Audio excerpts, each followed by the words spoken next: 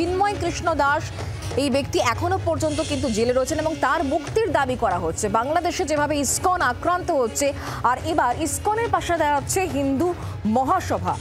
International court of জাস্টিসে আইনি লড়াইয়ের প্রস্তাব দেওয়া হচ্ছে, চিন্ময় কৃষ্ণ দাসের মুক্তির দাবি করা হচ্ছে। কলকাতা ইসকন কর্তৃপক্ষকে প্রস্তাব হিন্দু মহাসভার আইনজীবীদের নিয়ে গঠিত ন্যায় বিচার মঞ্চের। বাংলাদেশে যেভাবে আক্রান্ত হচ্ছে ইসকন, তার পাশে দাঁড়াচ্ছে এবার হিন্দু মহাসভা। ঠিক কি বলা হচ্ছে হিন্দু মহাসভার তরফ থেকে, আমরা এই বিষয় নিয়ে আরো জানবো, কথা বলবো। অয়ন ঘোষাল আমাদের প্রতিনিধি এই মুহূর্তে আমাদের সঙ্গে রয়েছেন টেলিফোন লাইনে।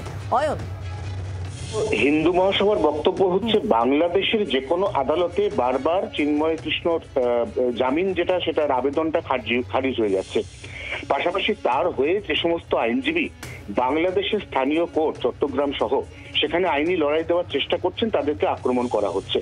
এই অবস্থায় এই বিষয়টি নিয়ে যেহেতু ইতিমধ্যে বিশ্বের নানা দেশে প্রতিবাদের ঝড় উঠেছে, অতএব ইন্টারন্যাশনাল কোর্ট অফ জাস্টিস সেখানে এবার ইসকনের পাশে দাঁড়াতে তাদের সাহায্যের হাত বাড়িয়ে দিল হিন্দু মহাসভা।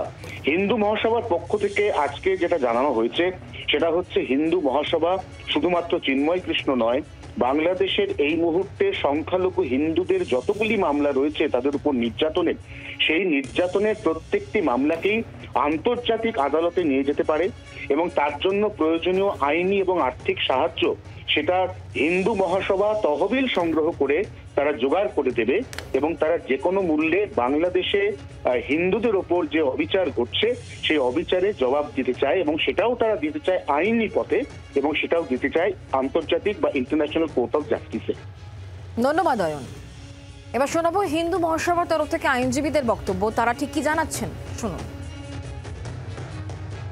সম্প্রতি বাংলাদেশের যে লাগাতার ভাবে সনাতনী হিন্দুদের রাষ্ট্রীয় মদতে নরহত্যা এবং গণহত্যার শিকার হতে হচ্ছে, তাই সমগ্র পরিস্থিতি নিয়ে আমরা ইন্টারন্যাশনাল কোর্ট অফ জাস্টিসে আমরা যাওয়ার প্রস্তুতি শুরু করেছি।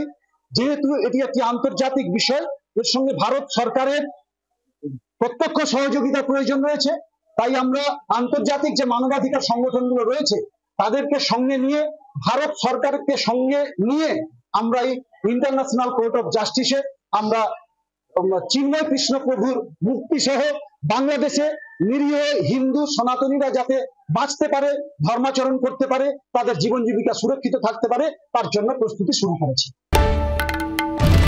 বাংলার আওয়াজ, বাঙালির আবেগ, জি 24 ঘন্টা।